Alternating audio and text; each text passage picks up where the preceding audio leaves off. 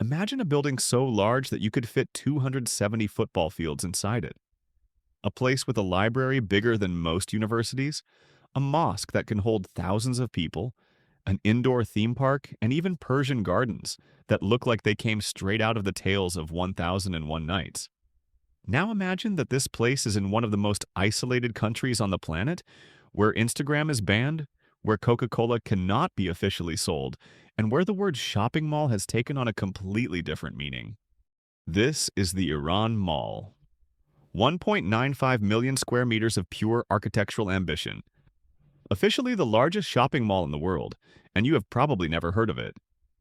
The question is, why?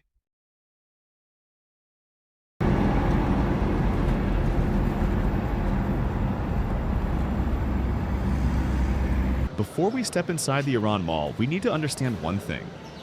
Building the world's largest mall has become a global obsession.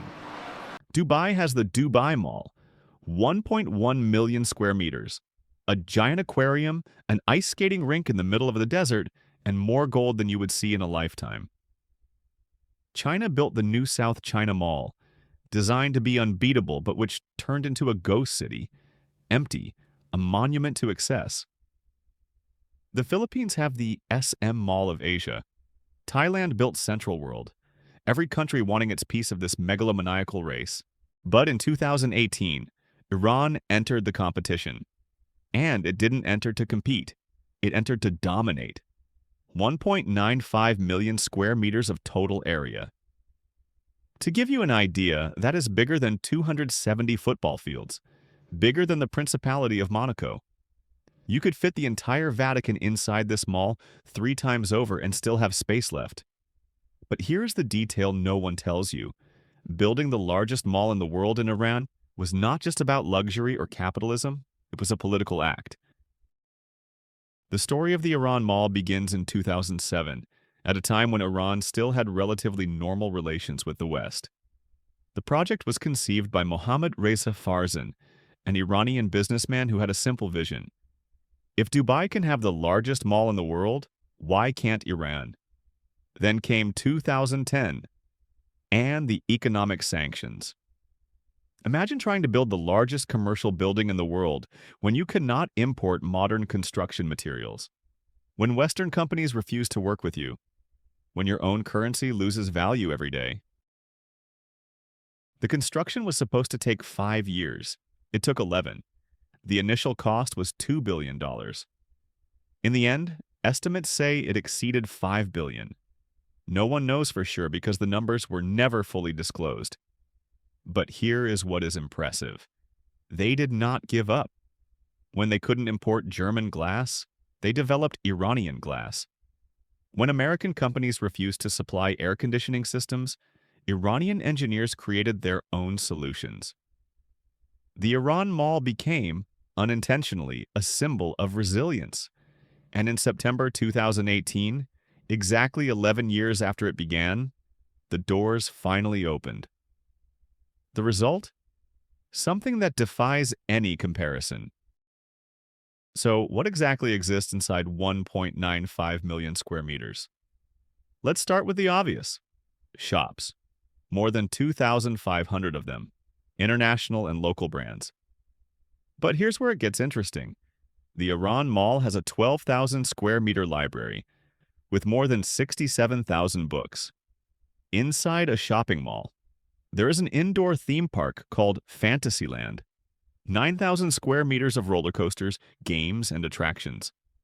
As if someone placed a piece of Disney inside a commercial center. There are traditional Persian gardens.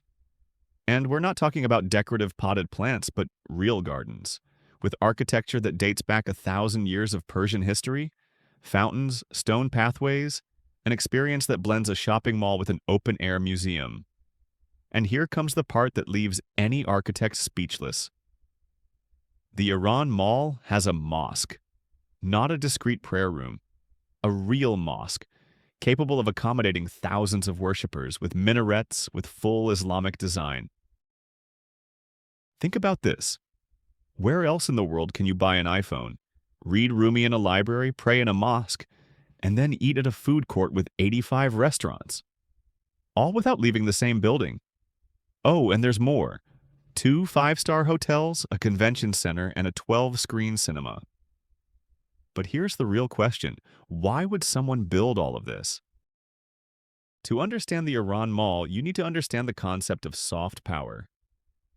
Soft power is influence through culture, not military force. It's Hollywood, it's K-pop, it's McDonald's in 100 countries. And Iran has a problem. Decades of sanctions have created an international image of isolation and backwardness. Meanwhile, inside Iran, there's a young, urban, connected population, even with VPNs, that wants to consume, travel, and live a normal life. The Iran Mall is not just a shopping mall, it is a statement. It is Iran saying, look, we can build something bigger and more ambitious than Dubai, than China, than anyone, even with sanctions choking our economy.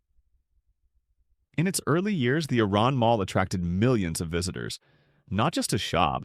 Many Iranians cannot afford the luxury stores, but to see it, to feel national pride. It is a space where women wearing hijabs walk alongside tourists, where Iranian youth take selfies, where the regime can point and say, see, we are thriving. But are they? Because not everything is flowers or Persian gardens in this story. Here is what the Iranian government does not want you to know. First, occupancy rates. Many analysts estimate that 30% to 40% of the stores in the Iran Mall are empty or underutilized. When you build space for 2,500 stores, but your economy is under the harshest sanctions in modern history, who is going to rent them? Western brands cannot operate there. Local brands lack capital. The result? Vast stretches of glass and marble reflecting nothing. Second, the human cost. During the 11 years of construction, there were never confirmed reports of questionable labor conditions. Migrant workers from Afghanistan and Pakistan, excessive working hours, accidents that never made the news. It is no different from other megaprojects in the Middle East, but it remains a problem. Third, the environmental issue. Keeping 1.95 million square meters air-conditioned in the heat of Tehran consumes an obscene amount of energy. In a country that already struggles with air pollution, the Iran Mall is a walking contradiction.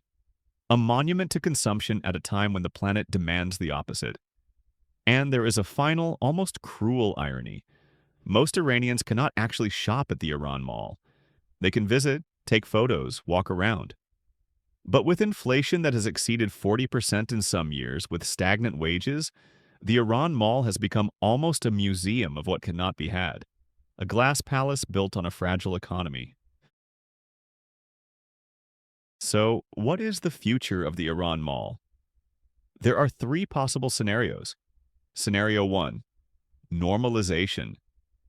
If by some geopolitical miracle sanctions are lifted and Iran reintegrates into the global economy, the Iran Mall could finally fulfill its potential. International brands arrive. Tourists return. The giant awakens. Scenario 2. Stagnation. The most likely outcome. The Iran Mall continues to exist in limbo. Partially full, partially empty, an ambiguous symbol of ambition and isolation at the same time. Scenario 3. Transformation. Perhaps the future of the Iran Mall is not as a shopping mall, but as something else. A cultural center, a university, a technology hub. After all, history is full of megastructures that change their purpose. The Colosseum was once a market. Churches became museums. Why couldn't a mall become a city within a city? In the end, the Iran Mall is more than a building. It is a mirror of the ambitions of a nation that wants to be seen as a power but lives under the weight of decades of international tension. A mirror of global consumerism, which reached even places where Visa credit cards do not work. And a mirror of ourselves, of our obsession with building bigger, taller, more impressive, even when no one is looking.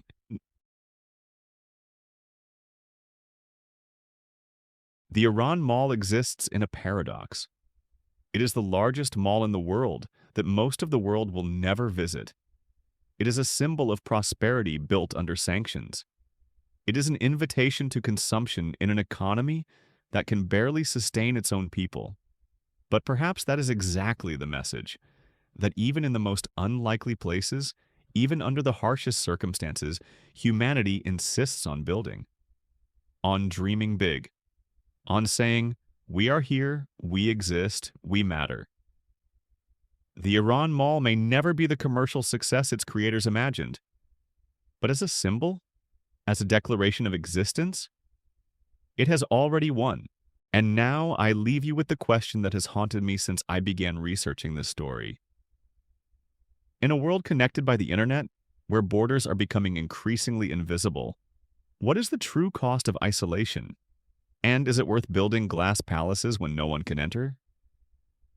If you enjoyed this deep dive into one of the most fascinating and contradictory places on the planet, leave a like, subscribe to the channel, and tell me in the comments. Would you visit the Iran Mall if you had the chance? I'll see you in the next video, and until then, stay curious about the invisible giants of our world.